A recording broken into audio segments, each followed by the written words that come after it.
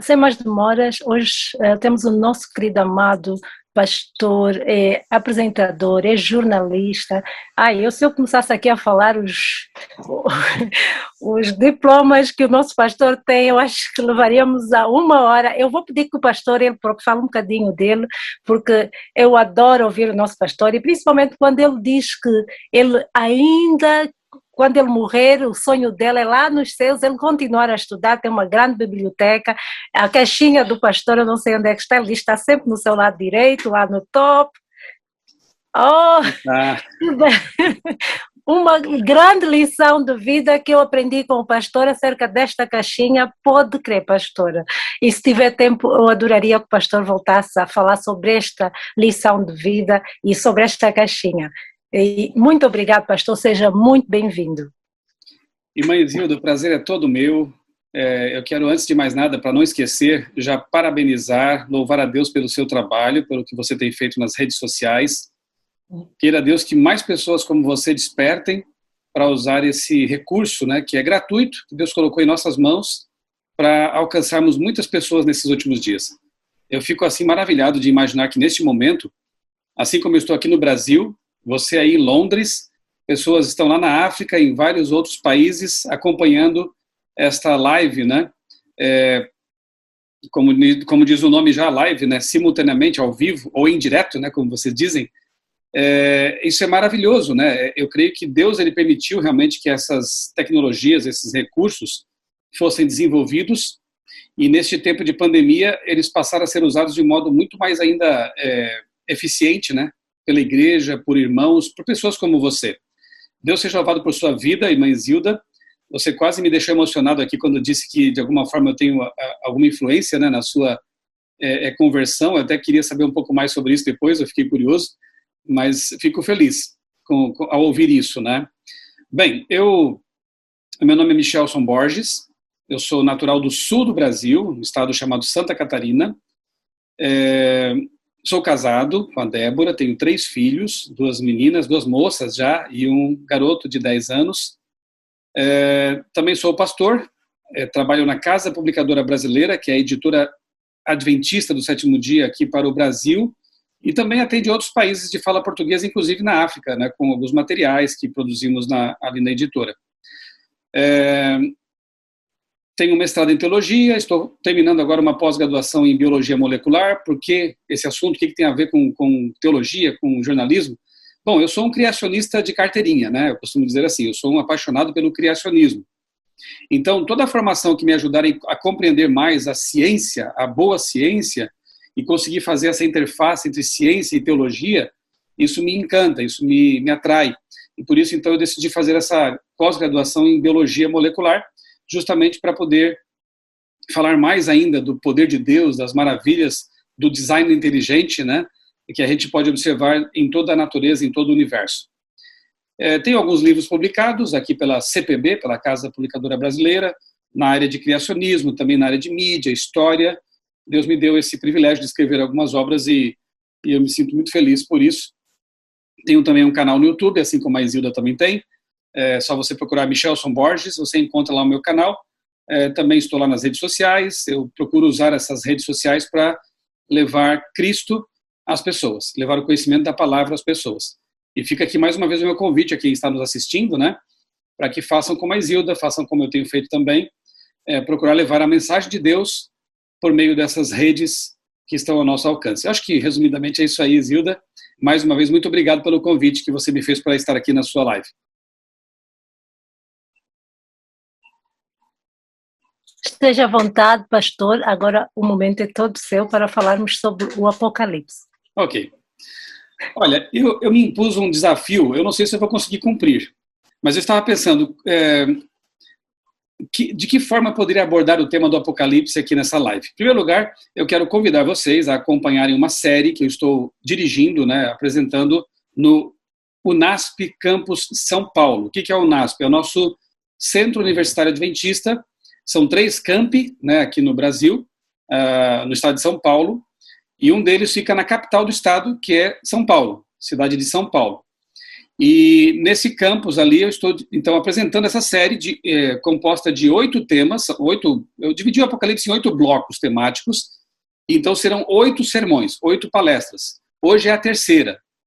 Eu sei que aqui há vários fusos horários, né, representados, então mesmo que você não consiga assistir ao vivo, como o pessoal do Brasil poderá assistir, né, às 8 horas da noite aqui para o Brasil, horário de Brasília pelo menos, que no Brasil temos vários fusos horários, você pode depois acompanhar a gravação, pode assistir a gravação, que fica disponível tanto no canal do UNASP, da Igreja UNASP SP, lá de São Paulo, então no YouTube você encontra esse material, ou no meu canal mesmo, porque depois eu posto também, publico em meu canal, a gravação dessas palestras.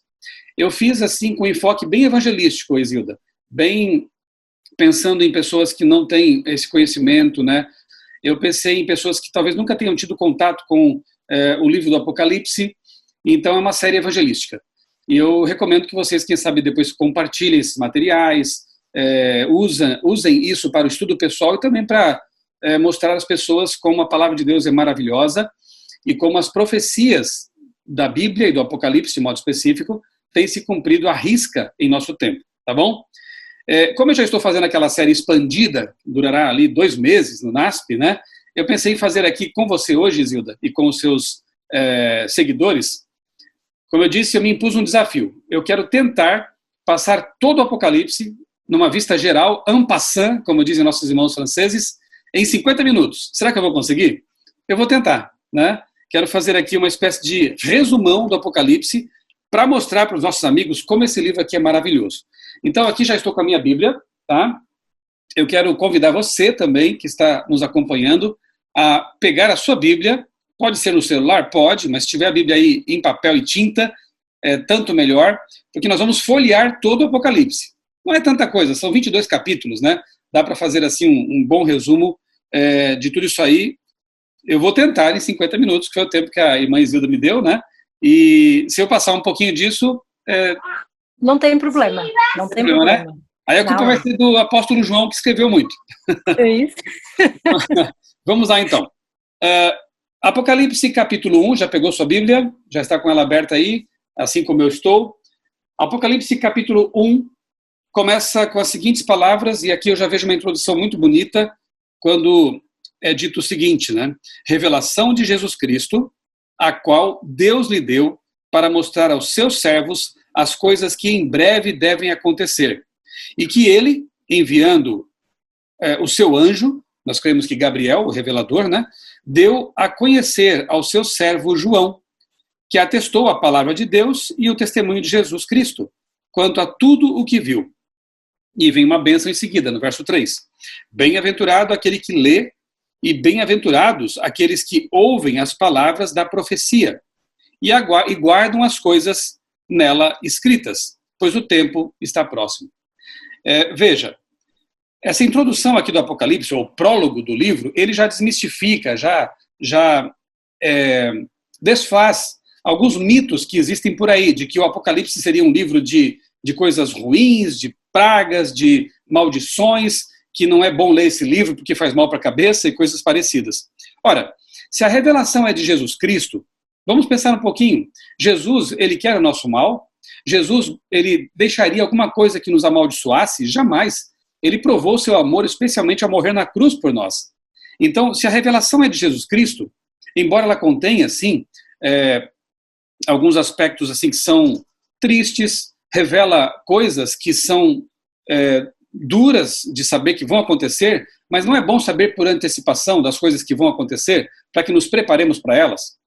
Sobretudo, o Apocalipse, quando chegarmos aqui nos capítulos finais, 19, 20 e 21, nós perceberemos que o Apocalipse, como eu tenho dito, é um grande spoiler da história, porque ele mostra que, apesar das coisas difíceis que vamos enfrentar ao longo da vida, ao longo da história, no fim da história especialmente, a angústia, perseguição e pragas, enfim, perseguições de bestas, apesar disso, o Apocalipse mostra lá no fim que o Cordeiro vencerá, que o dragão, que é Satanás, será derrotado, que nesse grande conflito cósmico entre o bem e o mal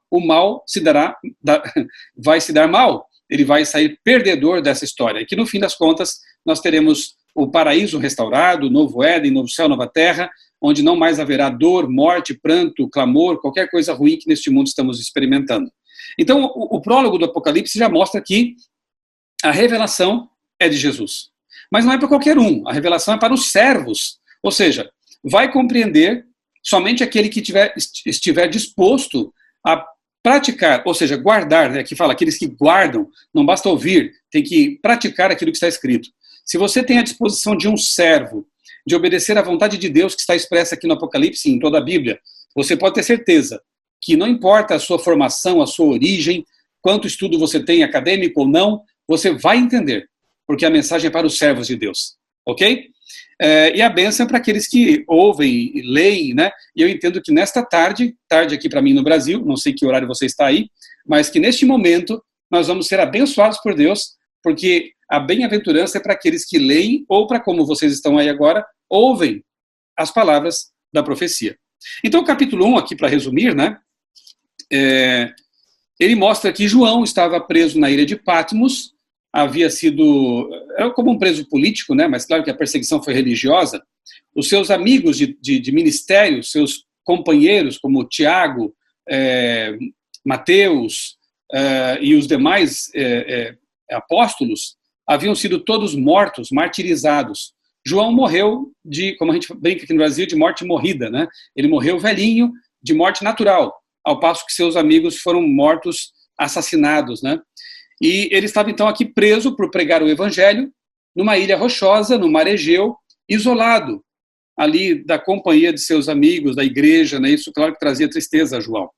E ele recebe então a ordem do anjo de registrar a visão que estava tendo. Inclusive é dito o dia em que ele recebeu essa visão, foi num sábado. Aqui é dito no verso 10 que no dia do Senhor eu me achei em espírito, né? E eu ouvi uma voz. Então ele começa a ter a visão do Apocalipse justamente no dia do sábado. Que bonito isso, né? No dia que Deus ele termina a criação da vida aqui na Terra, um dia tão especial, o memorial da criação, o dia do Senhor, e a Bíblia fala que o Senhor do sábado é Jesus, ele então aparece para João na ilha de Patmos. Outra coisa que eu acho muito bonita aqui nessa introdução é o fato de que não importam as condições em que você esteja.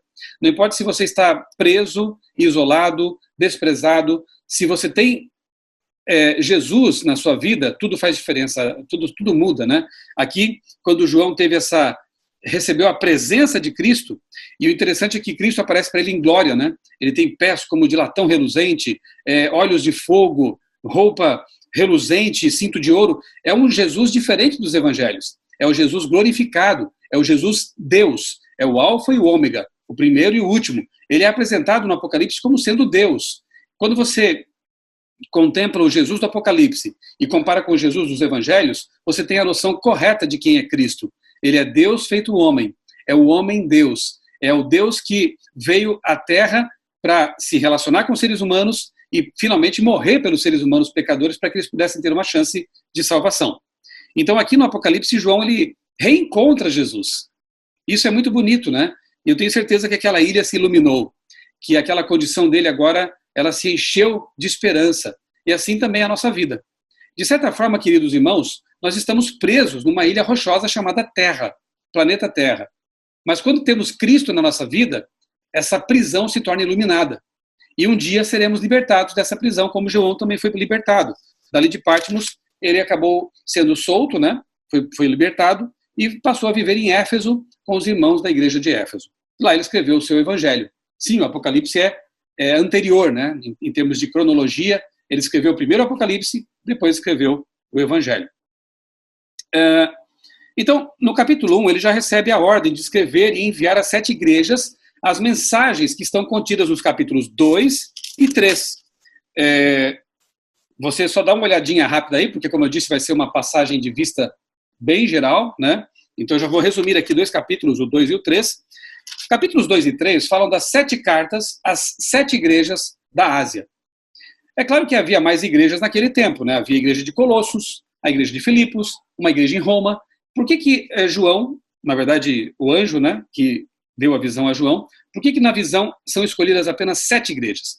Porque elas reúnem características que se referem a períodos históricos sucessivos ao longo da história, começando com João e avançando até a volta de Jesus. Esse é um padrão que a gente observa em todo o Apocalipse, semelhante com o que vemos em Daniel. Em Daniel, o padrão é geralmente começando com o tempo do profeta e avançando ao longo da história. Você lembra de Daniel 2, a estátua? Daniel 7 e 8 apresenta animais, mas a mesma sequência. Isso a gente chama de historicismo. A visão historicista de profecias, ela se opõe claramente à visão preterista e à futurista. Os futuristas jogam todas as profecias para o futuro. Elas estão por se cumprir ainda. Os preteristas já entendem que elas se cumpriram no passado, como diz o nome, preterismo, né? Já os historicistas, como nós adventistas e os reformadores protestantes, né, entendem que as profecias se cumprem ao longo da história.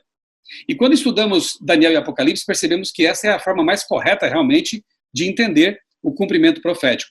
Aqui nas 7 igrejas fica muito claro que a igreja de Éfeso é a primeira na história. A igreja do tempo dos discípulos, no tempo em que eles ainda preservavam a doutrina. Depois, ao longo da história, essa igreja vai se corrompendo, adotando crenças pagãs. É preciso haver uma reforma dessa igreja que se paganizara. E, no fim, vemos o período chamado Laodiceia, a igreja do tempo do juízo, uma igreja que, infelizmente, é morna, não é quente nem fria.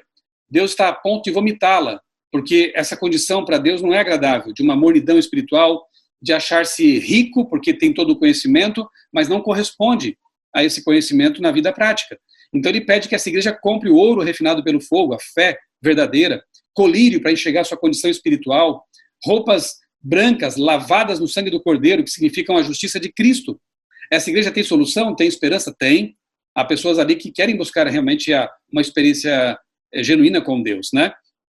Então, resumindo, essa primeira série de 7, porque há várias outras, né? Temos 7 trombetas, 7 selos, aqui são as 7 cartas às 7 igrejas. É como se eu quisesse escrever a história do cristianismo em 7 volumes.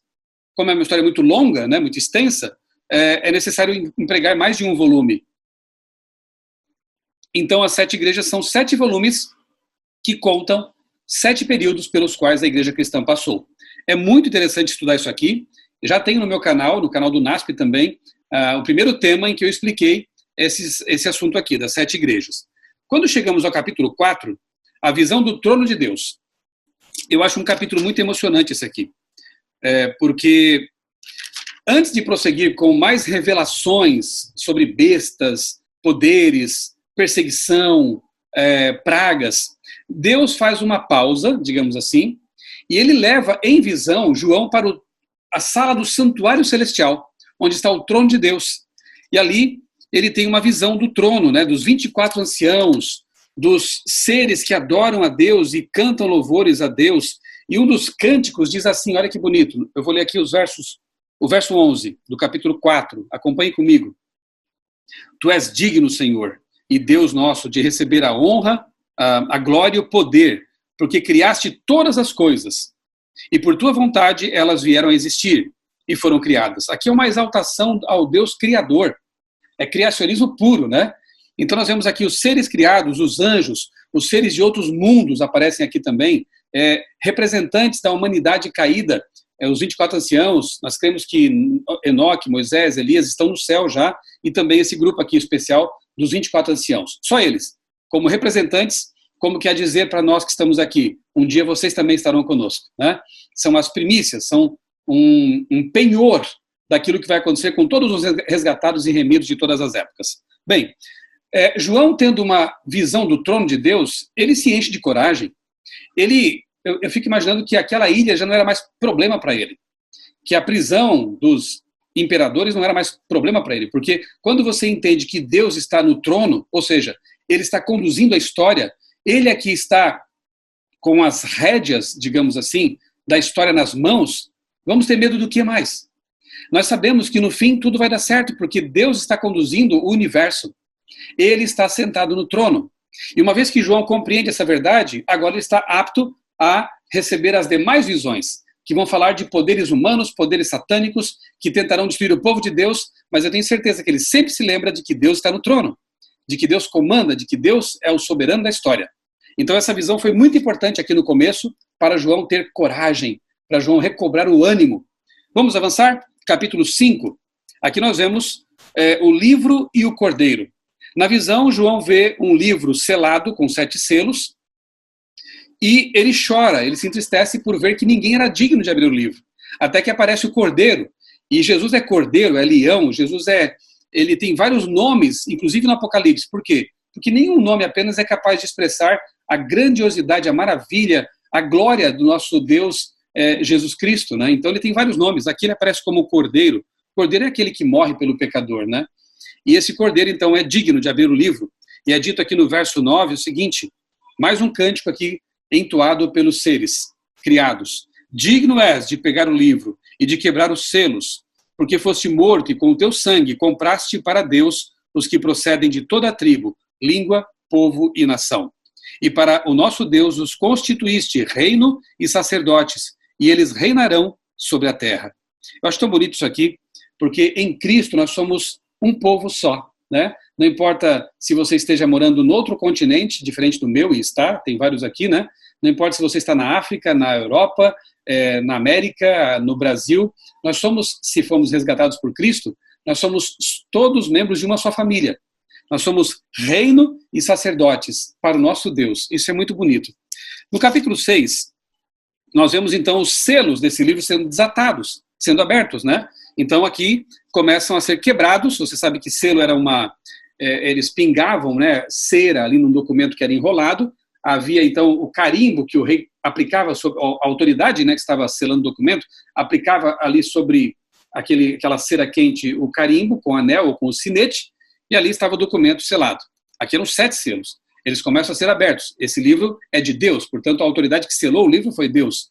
E só Jesus é que pode realmente desatar e revelar o que vem a seguir. E aqui então vem o primeiro selo, o segundo, o terceiro, né? Eu estou avançando aqui rápido porque eu preciso cumprir a promessa de tentar fazer isso aqui em 50 minutos, né? Quando chega no 6º selo, curiosamente, a sequência é interrompida, existe uma pausa aqui. Aliás, eu quero dizer mais uma coisinha.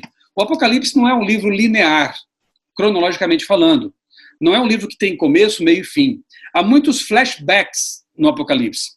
Há muitos avanços no tempo e recuos no tempo também. Apocalipse mostra João, muitas vezes, narrando uma cena na sua perspectiva temporal, noutras ele se desloca no tempo e narra alguma coisa que está no futuro, né? A visão ela tem essa dinâmica. Então, é importante saber disso, porque se nós não entendermos que o Apocalipse tem esses recuos e avanços temporais, a leitura fica um pouco confusa, porque há momentos em que estamos vendo ali uma narrativa de um assunto na Terra e, de repente, João já fala dos remidos no céu, pouco depois já volta para a Terra. Então, é preciso entender isso aqui. Imagine um filme que tem aquele tipo de recurso assim, 3 anos atrás, depois 4 anos depois, entendeu? É como um filme que não tem uma narrativa linear, mas que narra as coisas fazendo esses retrocessos e avanços. O Apocalipse tem essa mesma lógica. Outra coisa que eu quero dizer agora, para que não esqueça depois, é que o Apocalipse é o livro mais judaico do Novo Testamento. João ele utilizou muitas figuras de linguagem, muitas palavras e tipos de pensamento extraídos do Antigo Testamento. Portanto, quanto mais você estuda a Bíblia, quanto mais você lê o Antigo Testamento, mais você compreende o Apocalipse. Olha que interessante. Para entender bem o Apocalipse, é preciso conhecer a Bíblia. Então, leia a Bíblia. E depois, ao ler o Apocalipse, você vai lembrar desses recursos, né, extraídos da cultura judaica e das escrituras do Antigo Testamento. E uma das características do livro é que ele foi escrito no esquema de quiasma. É um livro quiasmático. O que quer dizer isso? Quiasma, na literatura hebraica, era da seguinte forma. Você tem nas extremidades do livro, no começo e no fim, correspondências. Se você lê Apocalipse 1 e Apocalipse 22, você percebe semelhanças ali. Então, o começo e o fim, semelhantes, correspondentes. O que vem depois e o que vem ali em penúltimo lugar, correspondentes. Então, pensa assim, A com Z, B com... Esqueci qual é a penúltima letra do nosso alfabeto. Y, não lembro agora. Enfim. Então, para facilitar, A com D, B com C. E quando você chega no meio, no âmago do quiasma, aquilo é o mais importante. E interessante que o âmago do quiasma do Apocalipse é Apocalipse ali entre 12, 13 e 14. Precisamente o 12, que fala do combate da guerra. Já vou chegar lá no 12 também, que é o combate entre o dragão e a mulher que simboliza a igreja, né? É o centro do conflito. e um povo fiel a Deus que guarda seus mandamentos. Então, o âmago do Apocalipse é a revelação de que há um grande conflito entre o bem e o mal. Olha que interessante. Então, não esqueça, o quiasma, ele vem das extremidades para o centro. E o centro do quiasma é a coisa mais importante. No caso do Apocalipse, o centro está ali pelo capítulo 12, 13 e 14. Ali mostra o combate realmente entre as bestas, as forças do mal, Satanás, e a igreja. A igreja vestida de sol, a igreja pura, que representa o povo de Deus, que é fiel à palavra e que é protegido por Jesus Cristo. Esse é o âmago do Apocalipse. Então, dito isto, voltemos aqui ao capítulo 6. Aqui, os 7 selos são desatados, eles também representam períodos históricos sucessivos, né? É o historicismo de ponta a ponta no Apocalipse. Mas quando chega no 6º selo, como eu dizia, há uma pausa, há uma interrupção na narrativa. E o capítulo 7, ele descreve aqui, primeiramente, porque depois volta no capítulo 14 a falar deles, menciona aqui os 144 mil selados. Ele vai falando dos selos e pausa para dizer, olha, antes que o 7º selo seja desatado, porque o sétima igreja, o 7º selo, 7ª trombeta, sempre se refere à volta de Jesus, ok? É o último selo, é a última trombeta, volta de Jesus. Então, antes de revelar o 7º selo, que é a volta de Jesus, o autor pausa a narrativa para dizer quem é o povo que vai receber o selo de Deus no final da história e estará preparado para subir com Jesus para o céu quando ele voltar. Então, se fosse você, eu estudaria com muita atenção o capítulo 7 de Apocalipse para saber se você pertence a esse povo. Eu quero fazer parte desse povo. Eu quero ser selado com o selo de Deus. E aqui, então, ele fala que o número simbólico desse povo é 144 mil. Como sabemos que é simbólico? Porque todos os elementos aqui do capítulo são simbólicos. E Deus não predestina pessoas numericamente, né? Esse número X aqui, pronto, que vai ser salvo, né? Deus nos dá liberdade de escolha para aceitar a salvação ou não. Nós somos livres para fazer essa escolha. Então, esse número aqui, ele é simbólico e ele representa a totalidade dos salvos que estarão ali preparados por ocasião da volta de Jesus. Uma multidão, porque o mesmo João que diz que viu 144 mil, depois ele ouve, né? Ele ouve o número, depois ele vê uma multidão incontável. Isso é muito interessante, né? E nós vemos essa dinâmica também de ouvir e vir. Várias vezes ele ouve uma coisa, quando vai ver, é algo parecido com aquilo, mas com outro aspecto, com uma outra faceta, uma outra realidade expressa ali. É bem interessante esse detalhe também no Apocalipse. Bem, no verso 9, como eu disse, né? Depois dessas coisas eu vi. No começo ele diz que viu, né? 144 mil. Depois ele viu uma grande multidão que ninguém podia contar.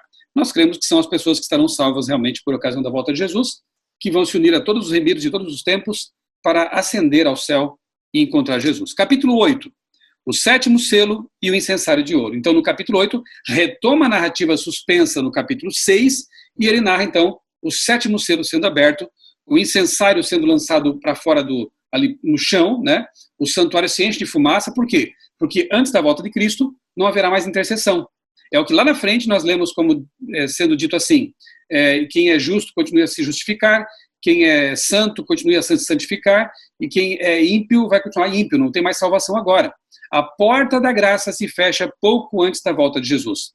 Por isso que é perigoso pensarmos que nós podemos esperar até a volta de Cristo para nos prepararmos para estar no céu, né? Porque, na verdade, a graça encerra pouco antes da volta de Cristo. Então, a preparação tem que ser diária. Além do que, também não sabemos o que o futuro nos reserva, né? Podemos perder a vida daqui a um dia, daqui meia hora, daqui 3 dias, uma semana. Então, a vida é frágil. A vida é efêmera. E nós precisamos estar o tempo todo preparados a aceitar os méritos de Cristo, a intercessão que agora ainda está acontecendo no santuário celestial, para que, não importa o que aconteça conosco no futuro, se vamos até a volta de Cristo ou não, nós estejamos preparados para subir com Jesus, quer ressuscitados ou glorificados em vida, né? Bem, capítulo 9, a 5ª trombeta. Depois, aqui no 8 ainda, começamos a ver as trombetas, né? E, de novo, a sequência tem a mesma lógica. Começa no tempo do apóstolo, de João, e vai até o fim da história. Então, nós temos aqui a 1ª trombeta, a 2ª trombeta, a 6ª, e, de novo, curiosamente, quando chega na 6ª trombeta, no capítulo 9, há uma pausa. A mesma estrutura.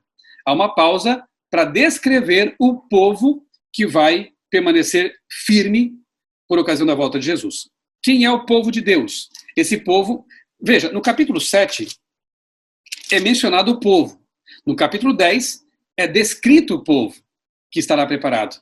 Então o capítulo 10 fala de um anjo com um livrinho selado.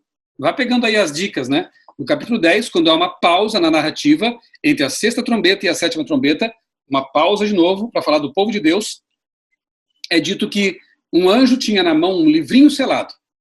O apóstolo João contemplou a cena e viu que a ordem foi que ele comesse esse livrinho, porque seria doce na boca e amargo no estômago.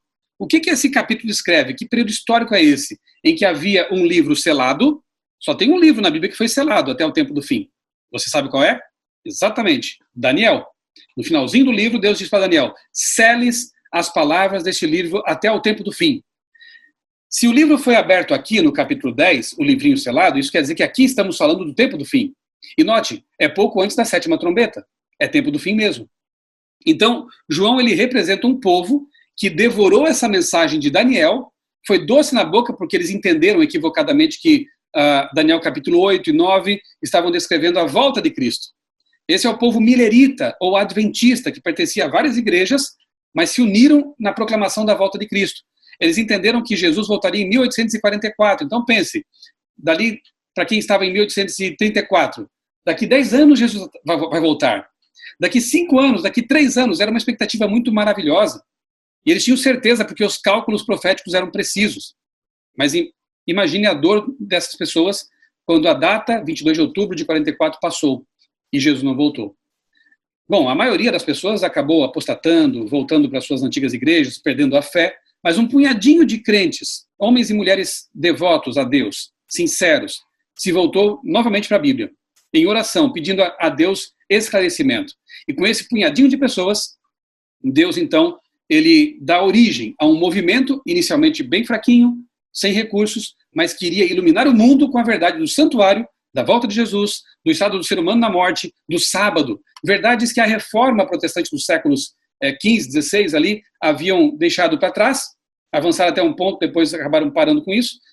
Esse movimento, então, ele retoma esse espírito da reforma, volta à Bíblia e tira a poeira do tempo, das tradições, dos dogmas humanos e traz de volta aí à tona verdades bíblicas preciosas. Como eu disse, sobre o sábado, sobre a condição dos mortos, né, de inconsciência até a volta de Cristo, incorpora verdades óbvias de outras religiões, como batismo por imersão, a graça, a salvação pela graça, mas a importância da lei também nesse processo, não de salvação, mas de obediência e de apresentação de um caminho verdadeiro e seguro, é o que é a lei de Deus, né? Enfim, esse movimento ele restaura verdades.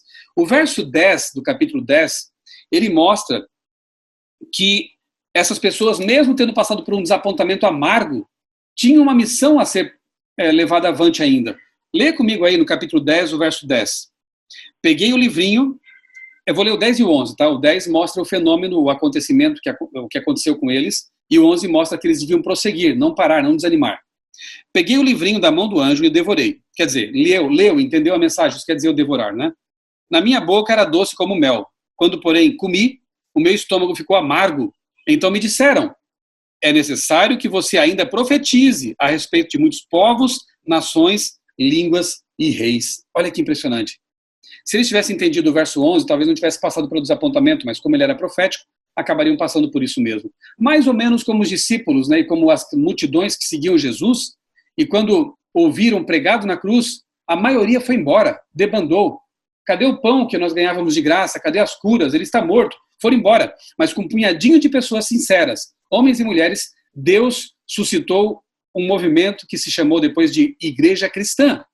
A Igreja Cristã nasceu do desapontamento da cruz, assim como a Igreja Adventista do Sétimo Dia nasceu também de um desapontamento, de 1844. Os paralelos são muito interessantes. Bem, o fato é que o verso 11 já anunciava que esse povo, mesmo tendo passado por um desapontamento amargo, teria uma missão ainda para levar avante, anunciar essas verdades a todo mundo, a todo o planeta, povos, nações, multidões, línguas e reis. Eu louvo a Deus, porque neste momento nós estamos conectados aqui entre nações, povos. No nosso caso aqui todos falamos português, mas há pessoas de outras nações e outras línguas ouvindo essa mensagem já há um bom tempo, e nós cremos que com a chuva serôdia, com a capacitação que o Espírito Santo dará à igreja, essa mensagem avançará muito rapidamente. E as pessoas conhecerão essa verdade. Como é bom saber disso, né? Bem, no capítulo 11, ainda na pausa, antes de a 7ª trombeta ser aberta, existe aqui a descrição de uma besta misteriosa que emerge do abismo.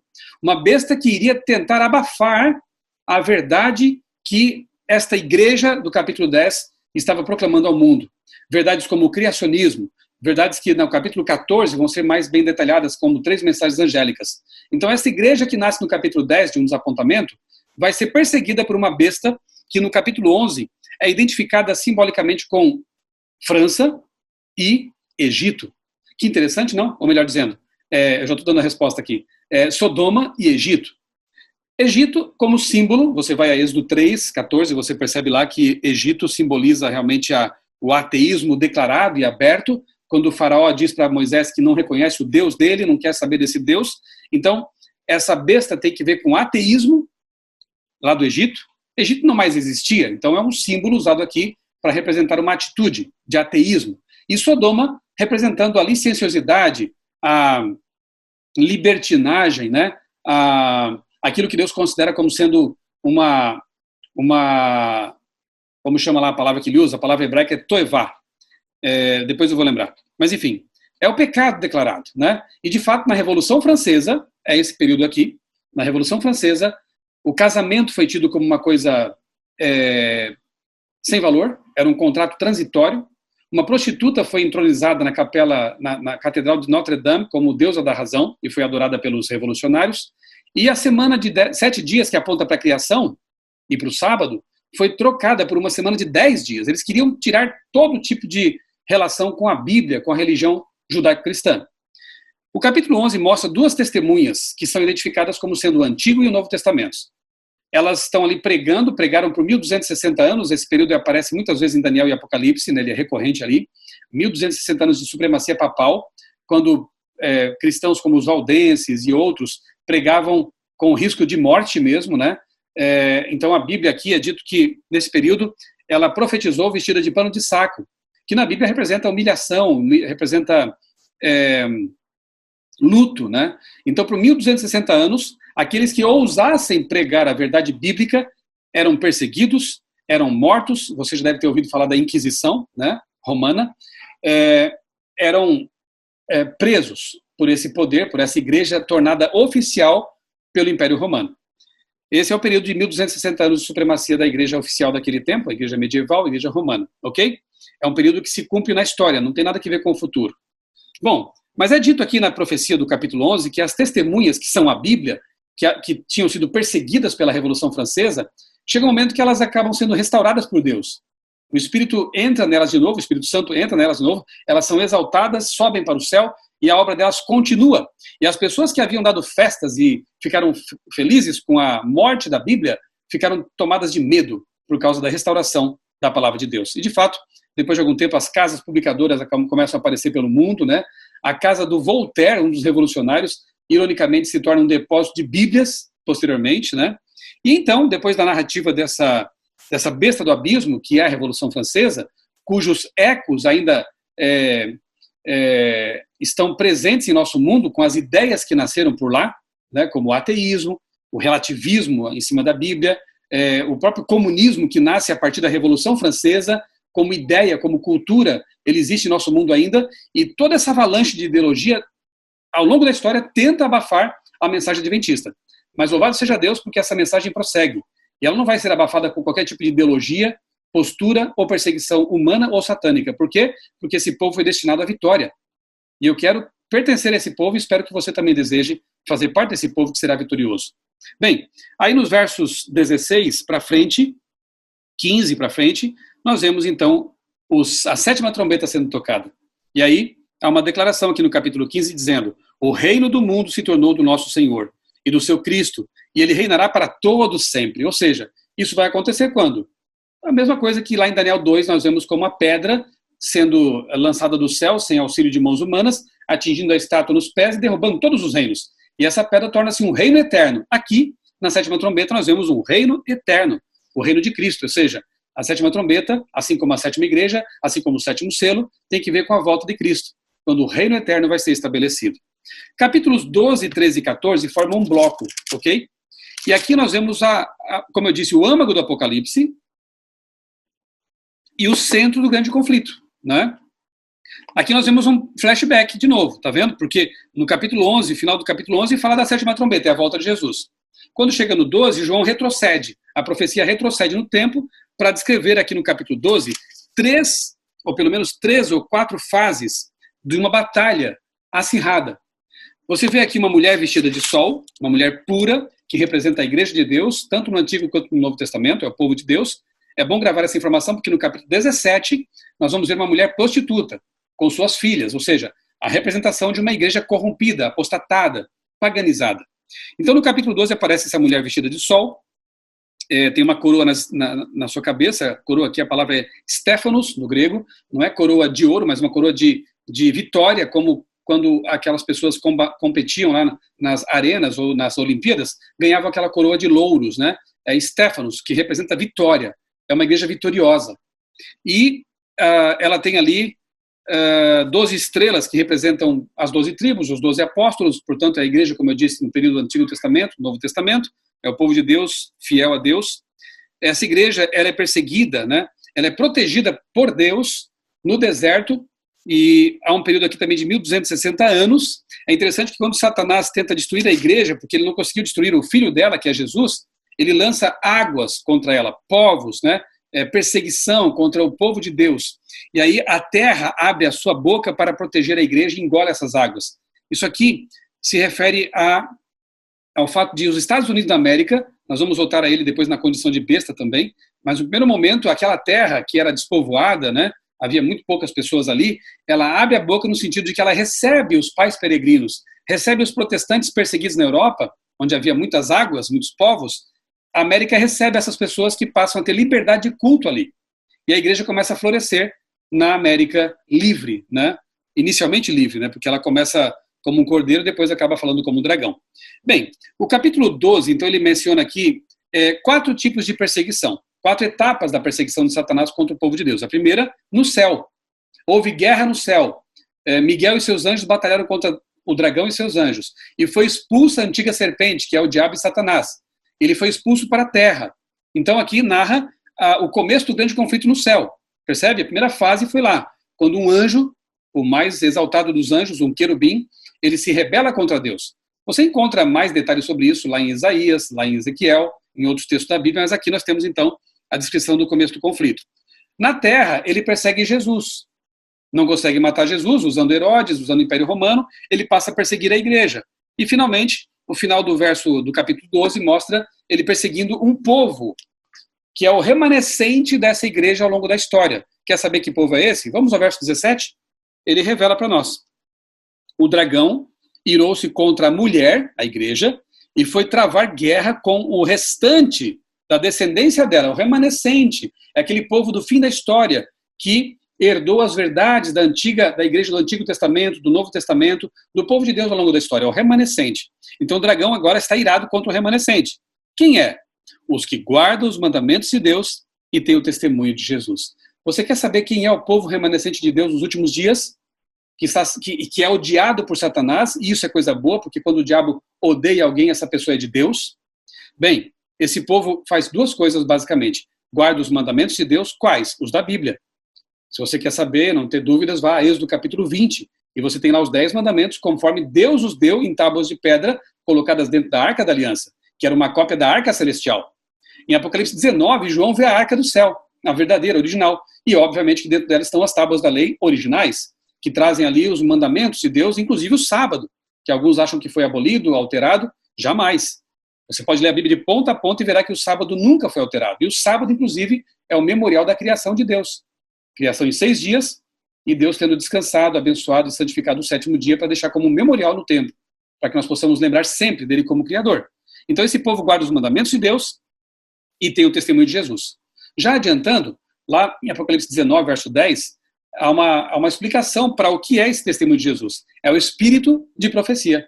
Portanto, esse povo aqui, esta igreja remanescente do fim da história, ela tem que ser fiel aos mandamentos de Deus e ter o dom de profecia verdadeiro, bíblico. É necessário que nesta igreja, dentro dela, tenha sido manifestado o dom profético verdadeiro. Não a contrafação que Satanás traz aí ao mundo, ok? E aqui eu já dou 2 pistas para você saber que povo é esse aqui, e claro, em nome de Jesus, desejar pertencer a esse povo. No capítulo 13, nós vemos uma lente de aumento. O capítulo 13, basicamente, é a ampliação do 4º combate, da 4ª batalha que o capítulo 12 esboçou, ou seja, contra o povo de Deus. Então, imagine assim, o capítulo 12 descreve 4 fases da guerra de Satanás contra o povo de Deus, contra Jesus, contra a igreja. O capítulo 13, ele amplia a 4ª fase, que é quando as bestas perseguem o povo de Deus nos últimos dias. Então, nós vemos aqui no capítulo 13 as famosas bestas do mar e besta da terra. A palavra grega aqui é terion, quer dizer animal, besta mesmo, né? É um símbolo para poderes, sempre foi assim. Lá em Daniel capítulos 7 e 8 vemos animais também, que são bestas, né? Carneiro, bode, leopardo, leão, urso, são bestas, são animais, terions. E esses animais representam também reinos, poderes. Aqui nós vemos também poderes nesse sentido. Então, a besta do mar, isso quer dizer o quê? Uma besta, um poder que nasce num continente superpovoado, num local populoso, porque mar representa povos, nações, multidões, línguas, né? Apocalipse 17 deixa isso bem claro, verso 15. Essa besta, ela surge, então, num local povoado. E ela persegue, ela muda a lei de Deus, ela impõe uma marca que é oposta à lei de Deus, é a marca da besta. Ela, inclusive, chega um momento que ela vai perseguir e matar com o apoio da besta da terra. Besta da terra, sim, oposição a mar, então essa besta surge num contexto em um local despovoado. A besta do mar, ela existe num período mais longo da história, inclusive o medieval. Aparece aqui de novo os 1260 anos, só que como 42 meses. Você identifica então essa besta com Apocalipse 12, a perseguição, e com Daniel, capítulos 7 e 8. Ali a ponta pequena, chamado chifre pequeno, corresponde a essa besta do mar. E o período é o mesmo, 1260 anos de perseguição, de supremacia. Interessante que aqui no capítulo 13 é dito que essa besta do mar, ela sofre uma ferida mortal. Esse período histórico de 1260 anos é identificado pelos estudiosos e teólogos como compreendido entre 538 e 1798, ali na história, na história cristã, ok? Depois de Cristo. 538 e 1798, 1260 anos. Em 538, o imperador Justiniano concedeu plenos poderes de perseguir, matar, prender a igreja romana, então oficializada. Em 1798, o general Berthier, de Napoleão Bonaparte, prendeu o Papa Pio VI. E ali, alguns historiadores achavam que a igreja católica jamais se recuperaria desse golpe mortal, ferida mortal. Mas a profecia diz que essa ferida seria curada com o tempo. A partir de 1929, com a concordata ali assinada por Mussolini, né, e houve a devolução, o Vaticano recebeu as terras que hoje compõem o Vaticano, né, o menor estado do mundo, o menor país do mundo, digamos assim, começa a haver uma restauração de poder, de modo que hoje o Papa, nós sabemos disso, é uma figura tremendamente importante para o mundo, né? A voz dele é ouvida, ele é um representante de um poder muito grande, que vai crescer com o tempo, porque aqui é dito que essa ferida vai ser restaurada, de modo que a besta da terra, que é um poder político do tempo do fim, essa besta concede poderes de Estado para a primeira besta, a besta do mar. De modo que uma imagem da besta é formada, ou seja, aquela mesma besta perseguidora dos tempos medievais, ela voltará. É como se a Idade Média voltasse no tempo do fim. De modo que até um decreto de morte vai ser expedido contra aqueles que não receberem a marca da besta, ou seja, não se dobrarem a essa falsa adoração. Quando você lê Apocalipse 13 e compara com Daniel capítulo 3, você vê muitas semelhanças. Em Daniel 3, o rei Nabucodonosor tenta forçar uma adoração a uma estátua, cujas medidas são interessantes. 60 por 6 côvados. Era um poste ídolo, na verdade. Aqui no Apocalipse 13, a marca da besta tem um nome também, né? A besta tem um número, que é 666. Então, há uma ligação direta com Daniel 3. Isso representa uma falsa adoração a deuses, dogmas, doutrinas falsas. Uma falsa adoração. Novamente, haverá um império tentando forçar as pessoas a adorar essa besta, a esse sistema religioso, né? E haverá pessoas que não vão se dobrar, não vão se ajoelhar, como aconteceu com os 3 jovens hebreus fiéis. E por não se dobrarem, não se ajoelharem, não se prostrarem, não receberem a marca, eles serão perseguidos, como aqueles 3 também foram. Foram lançados numa fornalha ardente, mas foram livrados por Deus. O povo de Deus nos últimos tempos também será perseguido, haverá fornalhas, digamos assim, contra eles, mas eles serão finalmente libertados por Jesus. Daniel 12 fala da libertação dizendo que Miguel, Jesus, nesse tempo, vai se levantar para defender o povo remanescente de Deus. Como é bom saber disso, né? Que, embora haja perseguição, embora haja privações de direitos, não poderão comprar nem vender, e essa pandemia tem mostrado que certas coisas que pareciam impossíveis são bem possíveis, sim. Documentos que só podem ser aceitos, viagens só podem ser permitidas se você fizer isso ou aquilo, né? Enfim, a pandemia mostrou que realmente coisas estranhas podem acontecer rapidamente, inclusive privação de liberdades individuais. Isso vai se amplificar, vai aumentar com o tempo, a gente sabe disso. Bem, a marca da besta, ela só pode ser uma marca que se opõe a uma marca de Deus. O anticristo, ele tenta se parecer com Cristo, mas nega o Cristo. Portanto, se há um selo de Deus na Bíblia, o selo da besta, a marca da besta, só pode ser a oposição a esse selo. E o selo de Deus, se você conferir em, por exemplo, Ezequiel capítulo 20, versos 12 e 20, você perceberá que o selo de Deus é o sábado. Não que o sábado seja um mandamento mais importante do que qualquer outro dos demais 9 mandamentos, mas é porque o sábado, de modo muito especial, identifica o Criador. Ali é dito, lembra-te do sábado para o santificar. 6 dias trabalharás, mas o 7º dia é o sábado do Senhor teu Deus. Não farás nenhuma obra, nem tu, nem teu filho, nem tua filha, enfim. Por quê? Porque em 6 dias fez o Senhor os céus, a terra, o mar e as fontes, e tudo que neles há. No Apocalipse aparece até fonte de águas, né, no capítulo 14. Então, o sábado, ele traz as características de um selo antigo. Aquele do carimbinho que eu falei. Traz o nome do governador, da autoridade que está ali selando o documento, traz o cargo dele e a jurisdição dele. No caso do sábado, o nome, o Senhor Deus, o Criador.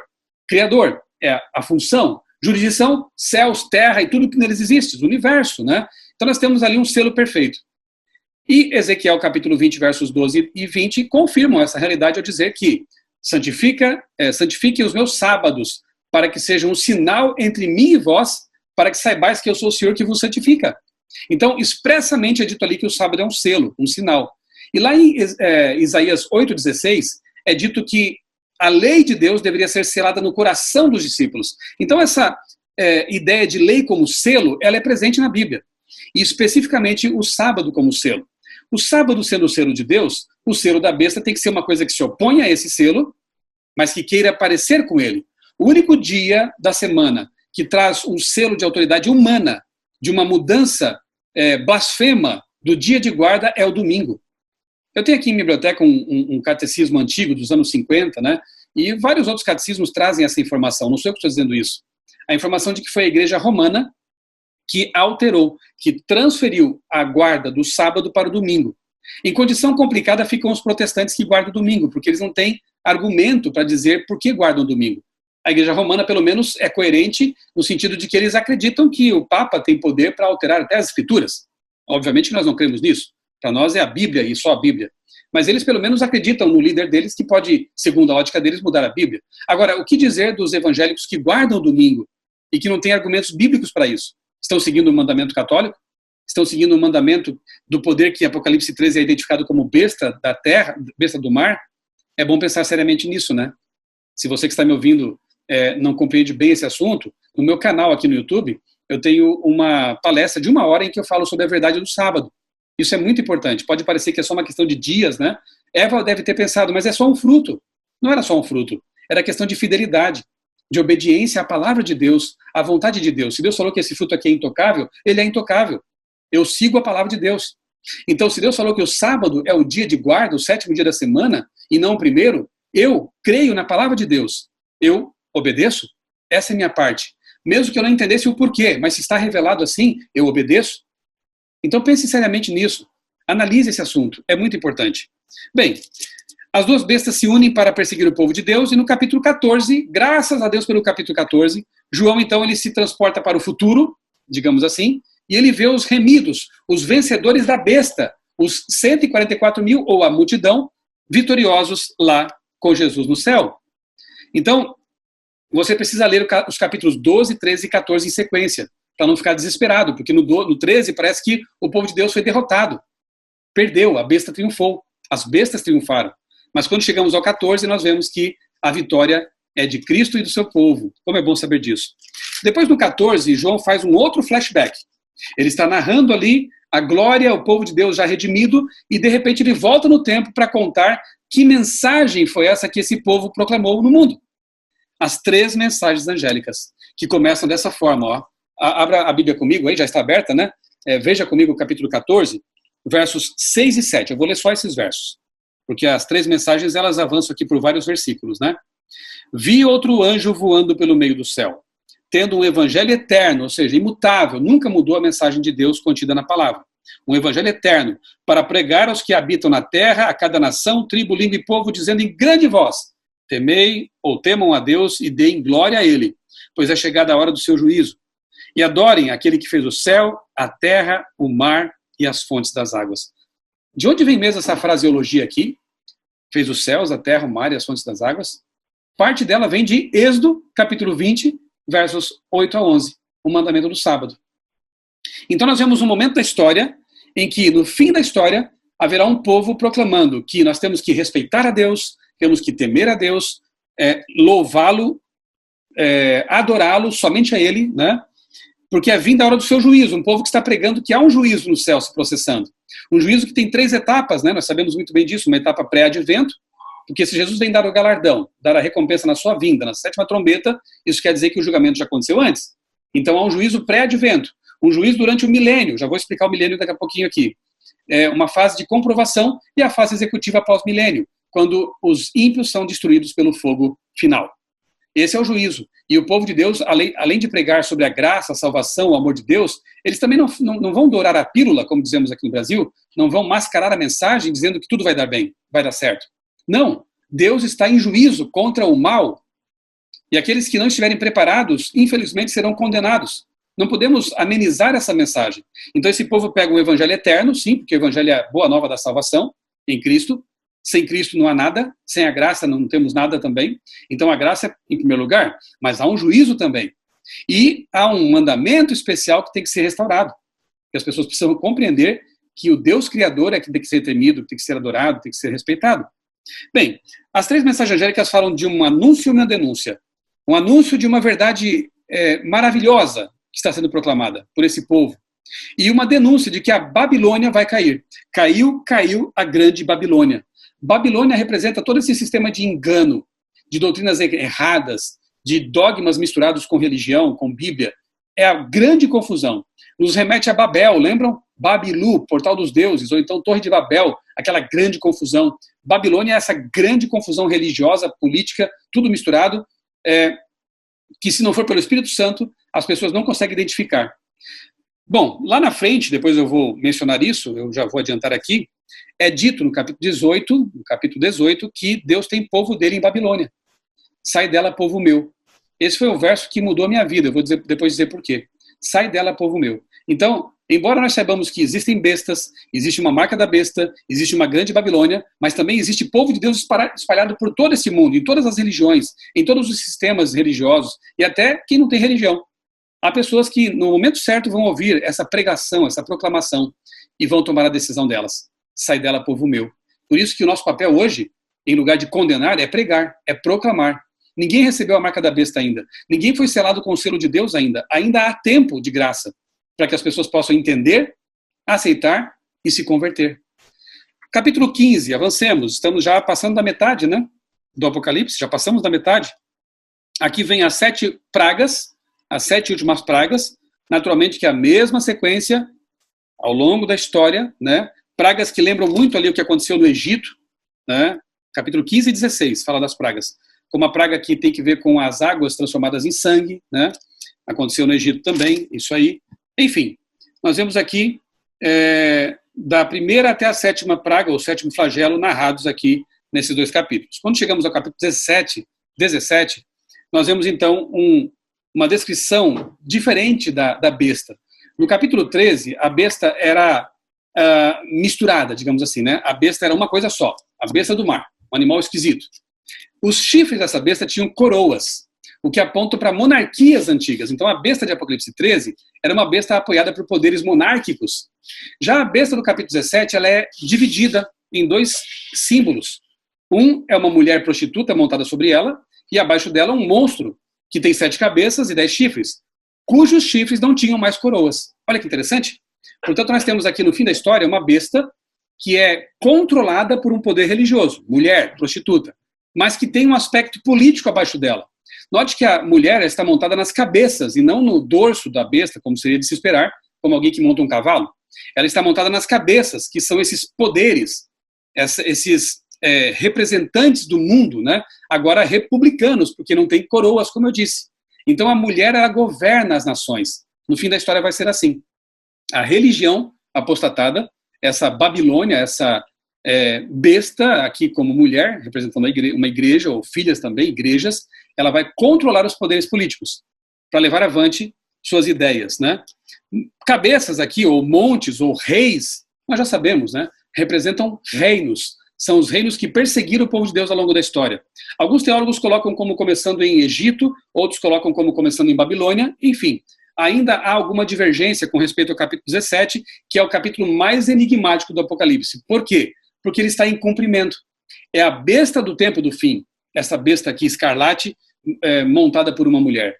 É a besta do tempo do fim. Então, essas profecias estão em cumprimento. E quando estão em cumprimento, estão ainda no futuro, é meio complicado entender todos os detalhes. Quando se cumpre, a gente olha para trás e vê, puxa, era aquilo mesmo, está cumprido. Mas não é o caso aqui. Então, alguns detalhes ainda estão sendo analisados, estudados, estão sendo alvo de estudos por teólogos, por nós. Estude esse capítulo, peça a Deus compreensão. Quem sabe você não vai trazer uma luz nova a respeito desse assunto aqui, né? Então fica claro aqui que os montes não tem nada a ver com papas, né? Essa é uma interpretação bastante furada. Ela extrapola o historicismo, extrapola os paralelos que podemos e devemos fazer com Daniel e Apocalipse mesmo, né?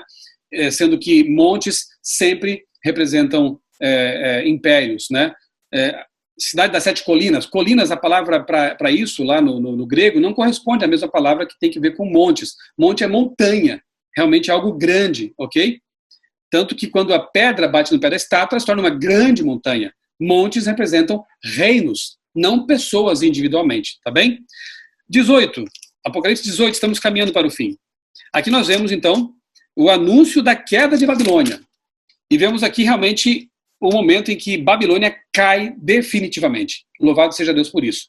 Porque esse grande sistema de engano vai ter fim. Ele fez, como dizemos no Brasil, pintou e bordou, fez o que quis, né? O que lhe aprouve. Mas chega um momento em que Deus dá um basta e Babilônia cai. E aí vem o verso 4, que eu disse a vocês, que mudou a minha vida. Sai dela, povo meu, para que vocês não sejam cúmplices em seus pecados e para que seus flagelos não caiam sobre vocês. Eu fui um católico praticante. Não me envergonho disso, muito pelo contrário, tenho grandes amigos na Igreja Católica até hoje, pessoas a quem eu quero muito bem. Eu participei de grupos de jovens católicos que me fizeram muito bem, me protegeram de más influências na minha adolescência e tenho gratas recordações desse momento. Mas chegou uma fase em minha vida que eu comecei a estudar a Bíblia mais a fundo. E comecei a perceber que havia realmente coisas erradas em termos de doutrina na igreja a qual eu pertencia então. Doutrinas equivocadas, como a guarda do domingo, a crença de que Maria estaria no céu intercedendo por nós, isso não está na Bíblia. A crença de que os mortos poderiam interceder por nós, estariam por aí, né? A imortalidade da alma. Aliás, esses são os dois grandes erros mesmo, né, do romanismo, que são a imortalidade da alma e a guarda do domingo, né? Enfim, comecei a perceber que havia graves erros doutrinários ali, teológicos, né, que não estão de acordo com a Bíblia. Eu passei quase 3 anos estudando a fundo a palavra de Deus, antes de mudar completamente a minha forma de ver as coisas. Eu queria reformar a igreja, era o meu sonho. Eu queria que todos ali percebessem o caminho perigoso que estavam trilhando por seguir esses erros, ainda que inocentemente. Mas eu me deparei com esse verso que diz, sai dela, povo meu. E eu entendo que eu era povo de Deus, mesmo estando lá no erro, sem saber que era erro. E eu era sincero naquilo que eu fazia, e creio que muitas pessoas que morrerem nessa sinceridade, fazendo o que creem que está certo, serão salvas pelo sangue de Cristo também, porque Deus não leva em conta o tempo de ignorância, como diz a Bíblia. Deus, ele nos julga pelo nível de verdade que nós possuímos. Mas uma vez que você tem esclarecimento de tudo, você precisa pedir a Deus que você coloque sua vida em conformidade com essa verdade revelada na palavra de Deus. Então, o convite de Deus é, saia de Babilônia. Se você identificou que você está seguindo doutrinas equivocadas, doutrinas paganizadas, doutrinas humanas, saia de Babilônia. Venha para a luz da palavra de Deus. Faça parte da mulher vestida de sol e não daquela mulher corrompida, prostituída, por falsas ideias, ensinamentos e doutrinas. O capítulo 18 é um apelo direto às pessoas que Deus ama. E Ele ama todas. E Ele quer que elas pertençam a esse povo que guarda os mandamentos de Deus e tem o testemunho de Jesus. Bem, e aí chegamos no capítulo 19, na verdade 19, 20, 21 e 22 formam um bloco, o bloco final do Apocalipse. O grande spoiler da história, né? No 19, aqui fala da volta de Jesus, né? É dito que, fala aqui das bodas do cordeiro e da ceia das aves. Aqui, ceia, de que ceia você quer participar? As bodas do cordeiro são as ceias nupciais, quando o cordeiro simbolicamente vem para buscar a sua igreja. Ele é o marido, a igreja é a esposa, e ele vem consumar o casamento. E é tão bonito analisar isso, porque os casamentos dos tempos bíblicos, eles eram um pouco diferentes dos atuais, né? O moço que queria casar com a moça, ele ia até a casa do pai da moça, ele ia até lá, firmava um contrato, portanto já era praticamente como que estivessem casados, porém não moravam juntos ainda, mas era já algo muito sério, né? Esse contrato, como se fosse o nosso noivado, digamos assim. E ele voltava para a casa do pai dele para preparar as coisas, a casa onde a noiva iria ser recebida para morar com ele, preparava tudo. Enquanto ele estava lá preparando as coisas, a noiva também estava se preparando aqui, na casa do pai dela, preparando o enxoval, preparando as coisas para que pudesse se mudar para a casa do noivo. Então, quando chegava o dia, havia um anúncio, vem lá o noivo, né? O arauto, amigo do noivo, ele anunciava isso. Perceba os paralelos. Então o noivo vinha, casava-se com a sua esposa agora e a levava para casa dele, que ele havia preparado. Note, Jesus em João capítulo 14, o que ele disse lá? Eu vou para o meu pai, né? Eu vou preparar moradas para vocês. E quando eu for e preparar, voltarei para receber vocês para minha casa. Exatamente isso. As bodas do Cordeiro, aqui no capítulo 19, elas se referem ao momento em que Jesus vem da casa do Pai, ele vem das moradas que ele preparou para nós, e então ele toma a sua noiva e a leva para si, para o céu. Que coisa linda, não é verdade? Mas há também aqui a ceia das aves, porque aqueles que não aceitarem essa proposta de casamento, aqueles que recusarem todos os chamados do Espírito Santo, todos os apelos que Deus certamente tem feito, recusarem claramente, abertamente, conscientemente, eles ficarão para trás, mortos aqui na terra. Não haverá uma segunda chance, como alguns pregam por aí, um deixados para trás como uma segunda chance. É agora. Quando Cristo vem é para dar a recompensa, não para dar uma segunda chance. Por favor, atente para isso. Então ali ficam os cadáveres dos que ficaram mortos na terra. E aqui acontece a tétrica ceia das aves. Os corvos vêm para devorar os cadáveres, isso é simbólico, obviamente, mas a proposta é a seguinte: você quer participar de que ceia? Da ceia das aves ou da boda do cordeiro? Da ceia nupcial do cordeiro. Mas é óbvio que eu quero participar da ceia do cordeiro, das bodas do cordeiro. Capítulo 20 descreve o milênio bíblico, né? Após a volta de Cristo, o que acontece? Jesus vem, você pode ler 1 Tessalonicenses capítulo 4, de 13 a 17, ali tem mais detalhamento sobre isso. Aí, na última trombeta, quando Miguel, Jesus, ressuscita os mortos, eles ascendem para o céu, junto com os vivos que foram transformados e glorificados. Todo mundo agora com um corpo novo, rejuvenescidos, felizes, gloriosos, sobem para encontrar Jesus nos ares e embarcar na santa cidade de Nova Jerusalém para uma viagem de férias de 1000 anos, pelo universo de Deus. Durante 1000 anos, os salvos permanecem a bordo da santa cidade de Nova Jerusalém. Na terra, os ímpios estão todos mortos. Só estarão aqui vivos Satanás e seus anjos. Por isso que Apocalipse 20 diz que Satanás será preso no abismo. Abissos nos remete ao abismo lá da terra sem forma e vazia. O Espírito de Deus pairava sobre a face do abismo. É a terra ainda informe. É como ficará a terra após o milênio, após os terremotos, a destruição final por ocasião da volta de Jesus. Satanás e seus anjos ficarão aqui, neste mundo desolado, neste mundo destruído, por 1000 anos, sem ter o que fazer. Por isso, presos no abismo, como que acorrentados por circunstâncias, uma corrente, uma cadeia circunstancial. Findos os 1000 anos, Satanás é solto da sua prisão por um pouco de tempo. Por quê? Porque agora acontece a segunda ressurreição, a ressurreição dos ímpios. A primeira é a dos salvos, a segunda, 1000 anos depois, é a dos ímpios. Aliás, o próprio João, lá em seu evangelho, capítulo 5 do evangelho de João, versos 28 e 29, ele fala isso. Vem a hora, veja, o futuro, né? A ressurreição não acontece antes da volta de Jesus. Vem a hora em que os que estão nos sepulcros ouvirão a sua voz. Os que praticaram o bem, os que aceitaram Jesus como Salvador, sairão para a ressurreição da vida, e os que fizeram o mal para a ressurreição da condenação. Aí em Apocalipse, o mesmo João retoma o assunto e diz que, ele coloca mais um detalhe, essas duas ressurreições têm um gap, um intervalo de 1000 anos. É o que estamos vendo agora. Então, no fim do milênio, acontece a segunda ressurreição dos ímpios. Esses ímpios agora, junto com Satanás, ele tem agora liberdade para enganá-los, formam um grande exército, vão tentar tomar a santa cidade de Deus e desce fogo do céu e os consome. Essa é a segunda morte. Esse é o lago de fogo. Malaquias diz que eles se serão como cinzas debaixo dos pés dos salvos, dos remidos. A Bíblia não fala em um inferno eterno queimando para sempre. Esse é outro dogma introduzido no cristianismo, né, pela Igreja Romana. Então isso não é bíblico, isso atenta contra o caráter de Deus. A Bíblia fala de aniquilação, é o aniquilacionismo, né? Não haverá mais morte, nem pranto, nem dor, porque aliás o capítulo 21, ele começa com essas palavras, lê comigo, 21, versos 1 a 3. E vi novo céu e nova terra. Aqui já é o spoiler final, né? E vi novo céu e nova terra, pois o primeiro céu e a primeira terra passaram.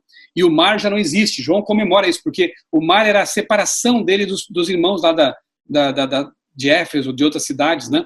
Então ele viu que o mar não existia mais na nova terra, aquele mar que separava ele, que o separava dos irmãos, né? Vi também a cidade santa, a Nova Jerusalém, que descia do céu da parte de Deus, preparada como noiva, adornada, enfeitada para o seu noivo. Então ouvi uma voz forte vinda do trono dizendo: eis o tabernáculo, eis a casa de Deus com o seu povo, com os seres humanos. Deus habitará com eles. Eles serão povos de Deus e Deus mesmo estará com eles e será o Deus deles. Já não haverá mais morte, não haverá mais luto, nem pranto, nem dor, porque as primeiras coisas passaram. Louvado seja Deus por essa promessa e por essa esperança. Se não haverá mais dor, nem morte, nem clamor, não haverá o inferno.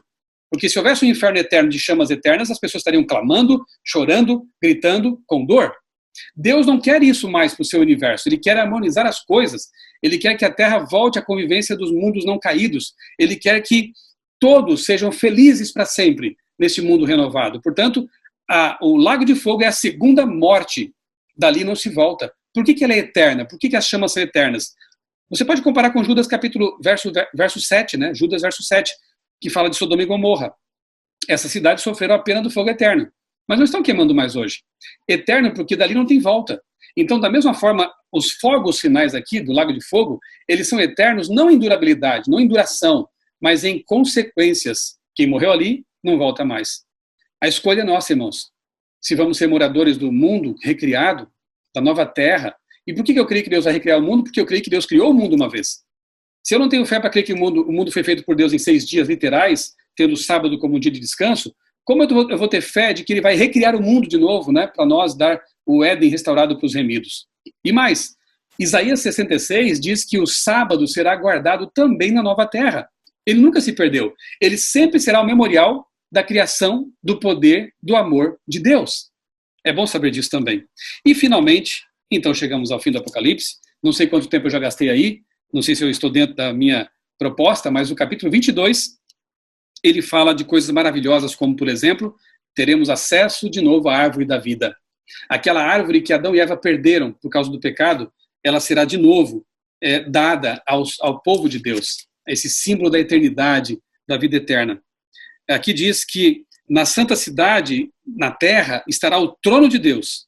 Portanto, este mundo que foi humilhado pelo pecado, por causa da queda de nossos primeiros pais, ele vai ser exaltado, dignificado, honrado, vindicado pelo fato de que o trono de Deus estará aqui. E onde está o trono de Deus e onde está a capital, ali é o centro do universo. Vejam que honra maravilhosa nós teremos. Nós que hoje somos seres humilhados pelo pecado, não tem nem comparação com os seres não caídos em termos de inteligência, de experiência, de estatura nobre. Nós seremos moradores da capital do universo. Nós seremos representantes de Deus para o universo, embaixadores dele, falando do amor dele que nós vivemos na prática. Os outros estão observando, nós experimentamos o que é a graça de Deus para vencer. Dependentes totais, né, de Deus, totalmente dependentes de Deus. Aqui no capítulo 22, diz assim o verso 7, eis que venho sem demora. Então ele fala agora sim, porque agora está próximo já. Eis que venho sem demora. Bem-aventurado aquele que guarda as palavras desta profecia, do livro do Apocalipse. E aí ele diz aqui no verso 10, não seles as palavras desse livro, Daniel foi selado, Apocalipse não, ele está aberto desde sempre, porque ele tem que ver com o tempo final. E o verso 12, eis que venho sem demora, comigo está a recompensa que eu tenho para dar a cada um segundo as suas obras. Eu sou o Alfa e o Ômega, o primeiro e o último. Querem saber como é que encerra o livro? As últimas palavras maravilhosas, versos 20 e 21. Aquele que dá testemunho dessas coisas diz, certamente venho sem demora. Olha a palavra de Deus empenhada. Certamente, é certa essa palavra. Eu venho sem demora. Aí João responde, amém. Vem, Senhor Jesus. A palavra é maranata. Vem, Senhor Jesus. A graça do Senhor Jesus esteja com todos nós. Amém. E assim termina o livro do Apocalipse, como eu disse, um grande spoiler, contando as coisas ruins que vão acontecer, as lutas, perseguições, a confusão no mundo, mas dizendo que no fim da história, Deus reina. Deus, ele recria a terra para nós e vai morar conosco. Você poderá ver a face do seu Criador. Você estará morando ali pertinho do seu Deus. Não vai ser mais por meio de profecias, por meio de profetas, de modo indireto, não. Assim como Adão e Eva conversavam com Deus lá no Éden todos os dias, nós poderemos conversar com o nosso Criador quando quisermos. Não é bom demais? Não vale a pena nos prepararmos para isso? Eu louvo a Deus pelo Apocalipse. Eu louvo a Deus pela Bíblia Sagrada, porque ela me traz esperança. Ela me mostra que eu posso confiar nesse Deus maravilhoso. E me mostra que, embora a luta seja difícil nesse momento, lá adiante, as coisas vão dar certo. Porque Deus prometeu. Lá adiante, nós vamos ver nosso Senhor voltando nas nuvens dos céus para nos levar para estar com Ele por 1000 anos e depois ser moradores da capital do universo para todo sempre. Louvado seja Deus. Maranata. Amém, muito obrigada. Vem, Senhor Jesus. Amém. Venha sem demora. Muito obrigado, pastor. Não sei se tem mais, poderá dar-nos 10 minutos para os irmãos que quiserem fazer alguma pergunta. Não sei se o pastor... Sim, à vontade. Só me diga, irmã, você cronometrou? Preferi não. Não, então tá Passámos 20 minutos, mas não tem problemas, porque até nem vi o tempo passando. Podíamos ficar aqui a noite toda, porque é sempre bom a gente estar a aprender. Muito obrigado, pastor. Não sei se alguém quer fazer alguma pergunta ao nosso querido pastor, aproveite o momento, porque depois não vamos tê-lo tão cedo. Não sei se ainda vamos ter essa bênção de tê-lo aqui, outra vez na página. Eu vou fazer a pergunta. Pastor, eu antes de ser adventista, eu estava a começar a ter estudos com uma denominação religiosa, que prefiro nem nomear aqui, e aprendi que os 144 mil são escolhidos, só eles irão reinar, irão subir e os escolhidos irão ficar aqui na terra. Jesus não virá e jamais irá vir cá resgatar os seus escolhidos. E eu pergunto ao pastor, isto é verdade ou é mentira? Bom, se nós pensarmos desse jeito, nós vamos violar muitos textos bíblicos, né? Em primeiro lugar, Apocalipse 28:2 deixou muito claro que Deus vai morar com os remidos, né? Apocalipse 21 fala que ele estará ali com o tabernáculo de Deus. O tabernáculo quer dizer a sua tenda, né? A sua morada. Assim como Jesus tabernaculou na forma humana aqui na terra, Deus literalmente vai tabernacular, vai morar com os remidos. E Apocalipse 22, como a gente viu, diz que nós vamos ver o rosto dele, estará conosco. Então não existe essa coisa de Deus estar com um grupo privilegiado no céu e aqui na terra ficam outra classe de pessoas, né? Isso não é bíblico. E aliás, a minha maior esperança é justamente ver o meu Deus, estar com ele pertinho de mim. Eu não quero ficar aqui olhando de longe, como agora a gente faz. Eu quero estar com ele, isso é porque eu amo meu Deus. Os 144 mil, como nós vimos há pouco, né, eles são essa grande multidão que estará preparada, né, por ocasião da volta de Cristo. É o grupo que estará lá vivo quando Cristo voltar. E o fato de mencionar uma grande multidão quer dizer que o número é apenas simbólico. Essas tribos não existem mais, né? As 12 tribos de Israel, elas se diluíram, não existem mais literalmente. Então, não podemos afirmar que sejam judeus literais. Se nós formos literalizar tudo ali, terão que ser só homens, somente homens castos, porque são esses aí os 144 mil. Então, mulheres estão fora, homens casados estão fora, né? Homens não virgens, né? Como o texto mostra. Então, veja como é tudo muito simbólico, os elementos são simbólicos. Essa castidade tem que ver com fidelidade à palavra de Deus. Eles são castos, eles não se contaminaram com mulheres que são igrejas corrompidas, né? Então, que fique muito claro que não há uma segunda chance, não há cristãos de segunda categoria, todos nós temos acesso. Outra coisa, quando fala escolhidos de Deus, né? Isso dá uma impressão de um pouco de calvinismo, né? Como se Deus escolhesse quem vai se perder e quem vai se salvar. Então, se eu estou destinado à perdição, não adianta o que eu faça, eu posso até estar na igreja, mas no fim das contas vou me perder. E se eu estou destinado à salvação, eu posso estar no mundo pecando, fazendo o que eu quiser, e mesmo assim vou me salvar porque Deus me escolheu para essa salvação. Isso é diabólico, né? Eu admiro muito os irmãos calvinistas, eu tenho amigos calvinistas, mas eu não posso aceitar essa doutrina da predestinação. Os escolhidos são aqueles que aceitam o plano de Deus. São aqueles que respondem ao chamado de Deus. Ele sempre respeitou nossa vontade, nossa liberdade. Porque se não é assim, muita coisa na Bíblia vira teatro, né? Como, por exemplo, quando Josué diz, escolham hoje a quem vocês querem servir. Se aos deuses, né, daqueles povos ou ao Deus do céu. Eu e minha casa escolhemos servir o Senhor. Se fosse a escolha de Deus, por que Josué faria esse teatro de dizer, escolham vocês? Percebe? Deus respeita grandemente a liberdade dos seres criados. Prova disso é que houve um conflito no céu, porque ele respeitou a vontade de Lúcifer. Caso contrário, olha que diabólico seria. Deus escolheu Lúcifer para começar o conflito. Meu Deus, eu não posso aceitar uma coisa dessa. Deus começou o conflito, Deus criou o pecado? Jamais. Foi um ser que tinha liberdade de escolha, assim como Adão e Eva também tinham, que iniciou o conflito porque ele quis. E Deus está resolvendo esse problema como alguém que ama a humanidade que caiu. Amém, muito obrigada. Temos a irmã Xinha Matamba. Por favor, se alguém quiser, ponha as mãos para cima, hands up. Irmã Xinha, por favor, ative o seu microfone. Eu acho que eu já lhe dei acesso. Alô, muito boa tarde, boa noite. Pastor Borges, muito obrigado pela mensagem. Boa noite, Deus irmã. abençoe, continua a abençoar o teu ministério muito bonito. Amém. E Deus abençoe grandiosamente todos nós que estamos aqui. A minha segunda pergunta, a irmã Gilda já fez, que é sobre os 144 mil. Gostaria que o pastor nos dissesse um pouquinho sobre o arrebatamento, porque temos aí muitas denominações que ilustram essa situação de uma maneira em que nós, os adventistas, não temos essa ilustração. Eu gostaria que o pastor nos ajudasse a entender, porque sabemos que temos aqui irmãos que são de outras denominações também. Perfeito, ótima pergunta. Eu tenho a chance assim, de explicar melhor um ponto que eu já mencionei ali, correndo, né, na minha explicação do Apocalipse.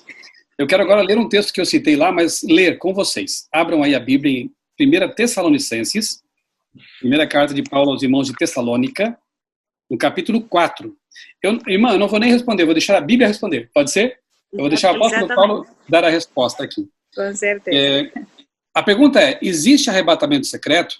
Será que o arrebatamento vai acontecer, como dizem alguns, 7 anos antes da volta de Jesus? Ficará um povo aqui para trás? Será que isso é verdade? Vamos ler na Bíblia o que diz o apóstolo Paulo, inspirado por Deus? Eu vou começar a ler o verso 13 até o 17. E aí vocês me digam depois o que vocês acham.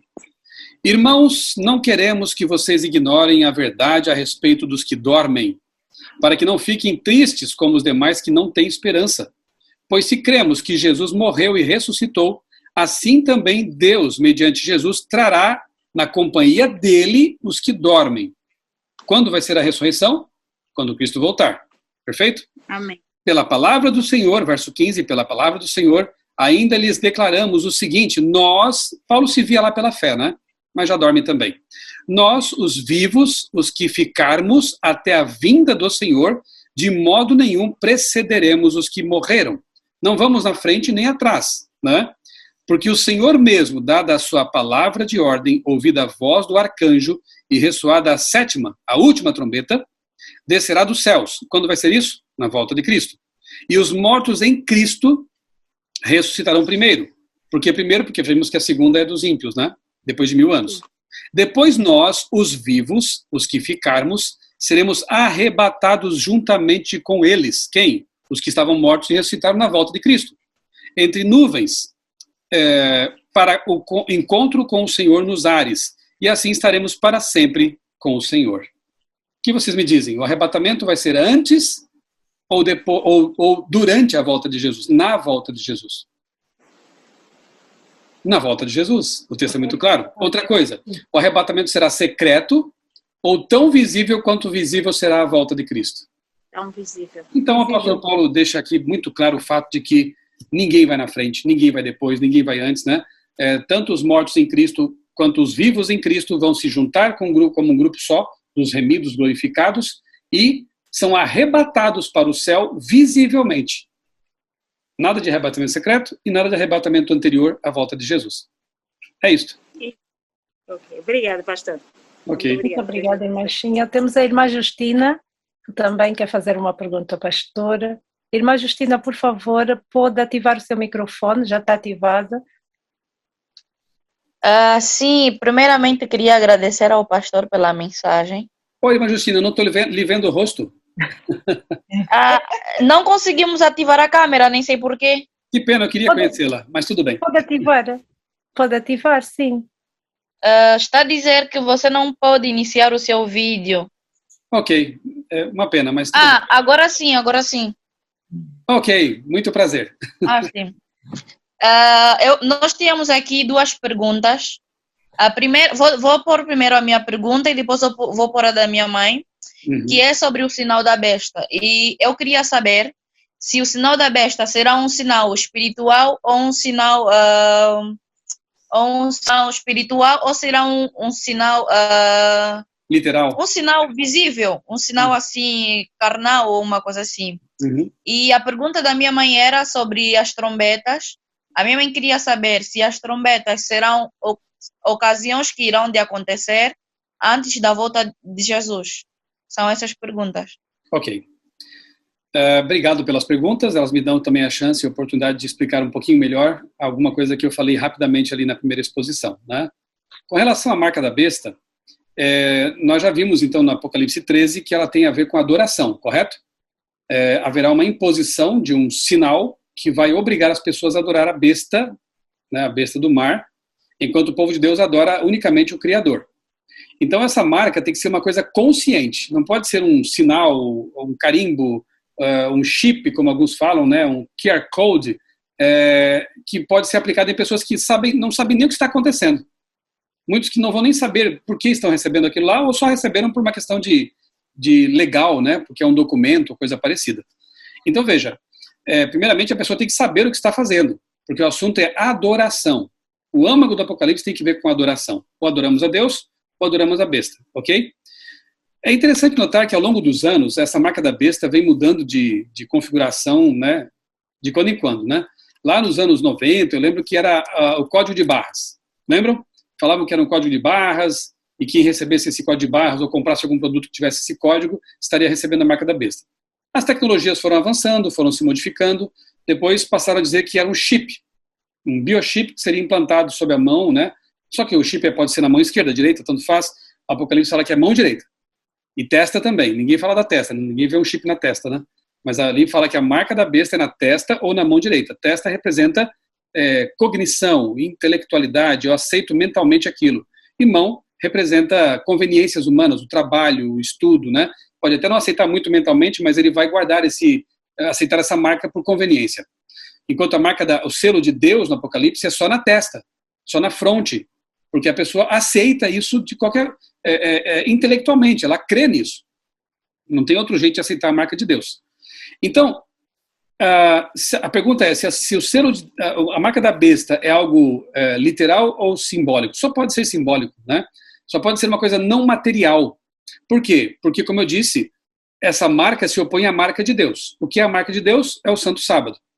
Ezequiel 20, versos 12 e 20, eu mencionei, né? Isaías 8,16.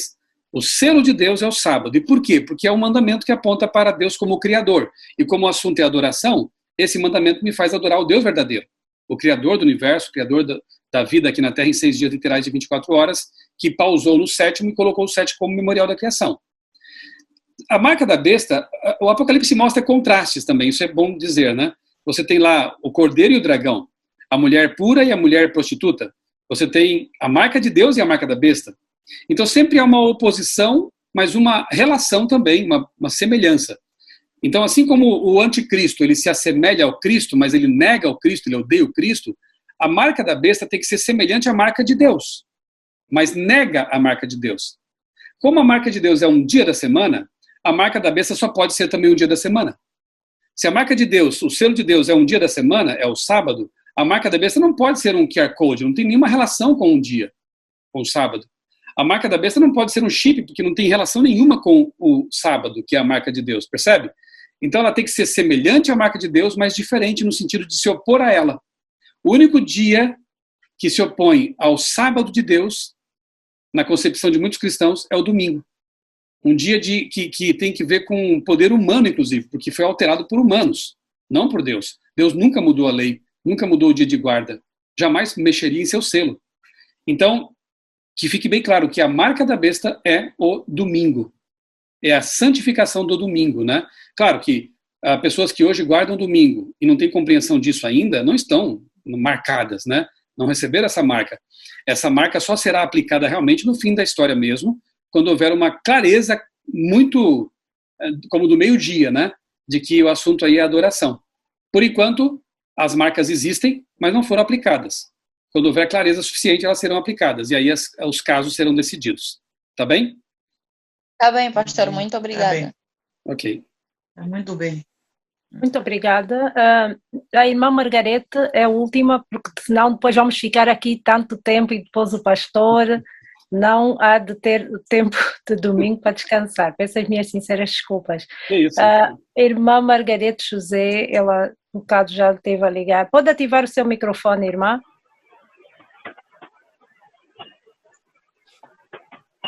Boa noite, pastor, ou boa tarde, não sei como está lá no Brasil, mas aqui a gente já está entrando na escuridão. Desculpa, porque eu estou mesmo na via pública, Ok. mas estou ouvindo com cortes, mas deu para ouvir. Deu para ouvir, a mensagem foi muito boa, bem esclarecida. Só que eu tenho praticamente duas perguntas, mas uma pastor acabou de dar a resposta agora. Só que me criou uma outra pergunta no meio da resposta que o pastor fez agora, porque o pastor falou da marca da besta, que não pode ser um chip, mas nós vimos que, eu vejo, não sei se todo mundo vê isso, não sei, mas eu vejo que parece que a Bíblia diz de ter aí umas duas marcas. Uma será a adoração do sábado e a outra que diz que também, se não tivesse essa marca, tu não terás acesso de comprar nem vender. Uhum. Então, eu vejo que parece que são duas coisas em um. Ok, irmã, muito obrigado pelas perguntas, né? A primeira questão, veja, a marca é uma só, né? Só existe uma marca, a marca da besta, ou então a marca de Deus, o selo de Deus, né? Mas estamos falando da besta, então só tem uma marca, é a marca da besta. Aqueles que receberem essa marca, ou seja, aceitarem essa marca ou intelectualmente ou por conveniência, terão liberdade de comprar e vender, de fazer transações comerciais. Aqueles que não aceitarem essa adoração forçada, imposta, essa marca simbólica, não poderão comprar nem vender. Bem, aí, claro que o chip, o QR Code ou qualquer outra tecnologia de controle serão utilizadas, né? Serão usadas para monitoramento. Nós vimos, por isso que eu digo que essa pandemia ela mostrou muita coisa que pode acontecer realmente e é muito fácil de acontecer, né? Fala-se agora em passaporte verde, por exemplo. Se você não tiver tomado a vacina, você não poderá viajar. Simples assim. Então imagine que haja, e eu tenho falado sobre isso no meu canal também, sobre o ecumenismo, né? Eu acho que a Isilda deve conhecer um pouco isso aí também. O ambientalismo, como o domingo vem sendo apresentado como um dia verde, né? O domingo verde, o domingo do meio ambiente. O Papa Francisco tem falado sobre isso na Laudato Si, a sua carta apostólica, e tem se falado muito sobre isso. Agora, com a eleição do Joe Biden nos Estados Unidos, que é um presidente católico alinhado com o Papa, o meio ambiente tornou-se a pauta do dia, a coisa mais importante. E o domingo vem junto com isso aí. Então, imagine que, em algum momento, e a gente sabe que as tragédias climáticas vão se intensificar, né? Satanás ele tem algum domínio sobre isso, Ellen White fala disso. Então aumentam os furacões, aumentam as catástrofes, e as pessoas começam a ficar com mais medo e dizem que isso vai ser muito pior que a pandemia. Qualquer iniciativa que for tomada para tentar minimizar esses problemas será bem-vinda. E qualquer um que se opuser a qualquer coisa dessa, vai ser mal visto, né? Então imagine que haja um documento verde, de pessoas que guardam o dia do meio ambiente, que estão preservando a natureza, e para isso tem que aceitar essa imposição. Eu estou aqui agora imaginando coisas, né? Não quer dizer que vai ser exatamente assim, né? É um possível cenário. Mas uma coisa é certa, vai ser o seguinte, que quem tiver a marca da besta vai ter liberdade, e quem não tiver vai ser privado dela. Não vai poder sequer comprar e vender. Por isso que o conselho é de que nós até possamos ter já um local para plantar, né? Ter aí algum recurso nesse sentido para poder viver, subsistir. Mas também, se não tiver, nós temos a promessa de que Deus vai nos manter, e até, quem sabe, com maná mesmo, né? Com uma mesa no deserto, como diz os Salmos, né? Então, confiamos em Deus. Mas que fique bem claro, a marca é uma coisa, e os sistemas de controle são outros, né? Então, quem tiver a marca da besta terá liberdade. Por um tempo, claro, né? Depois terá a tragédia final. E quem não tiver, será privado, até preso, talvez, eventualmente, né? Vão ser presos alguns. Outros terão fugindo mesmo para as montanhas. Isso é no finalzinho da história mesmo, com as pragas já caindo, né? E não terão realmente como a sua subsistência, a não ser mantida por Deus, né? Provida por Deus. Que fique bem claro isso, então. Não são duas marcas, né? O chip é uma marca e a marca de Deus é outra, da besta é outra, né? Há uma marca só. E aí, quem aceitar a marca terá essa facilidade momentânea. Muito obrigado, pastor. Bem, chegamos à nossa reta final. Quero agradecer muito, pastor, em nome da página Fala Minha Alma. Temos aqui algumas irmãs que também fazem parte do pequeno grupo Mulheres Guerreiras de Oração, também estamos aqui presentes. Então, todas nós, e temos irmãs da igreja daqui de Londres, da Angola, de Portugal, Brasil, temos a nossa irmã Generosa também, com algumas outras irmãs, outras estão no Facebook, YouTube, e queremos dizer ao pastor que temos um grande carinho imenso pelo pastor e agradecemos bastante. Espero que não seja a última vez e que aceite os nossos próximos convites, claro, para uns estudos como esse. O pastor não sabe como foi uma bênção para todos nós, até para mim, porque nunca é demais, nunca é demais. Peço que o pastor agora, se puder, fazer-nos uma oração e depois vamos pedir à nossa irmã Lília que cante para nós. Vamos orar então. Amado Deus, bondoso Pai, nós te louvamos, Senhor, e agradecemos pela profecia, que é como um túnel que nos mostra no fim a luz da volta de Cristo, nos enche de esperança, é lâmpada para os nossos pés, luz para o nosso caminho. Obrigado, Senhor, porque nos deixaste revelado o futuro, a fim de que no presente e no futuro imediato que temos pela frente ainda não nos desesperemos, mas nos enchamos de esperança para chegar até o fim, até a volta de Jesus. Ó Pai, abençoa as pessoas que nos acompanharam nesta live, continua abençoando e usando a irmã Zilda nesse ministério que ela tem feito na internet, que ela continue sempre animada, pregando a tua mensagem, a tua palavra e levando muitas pessoas a Jesus. Que nós possamos estar todos preparados para aquele grande dia, e quando Cristo voltar, todos os que participamos aqui desta live e os amigos que assistirão depois a gravação, estejam preparados também, a fim de que nós possamos ascender ao céu com Jesus, nosso Senhor e Salvador. Porque é em nome dele que nós te pedimos estas bênçãos e agradecemos. Amém.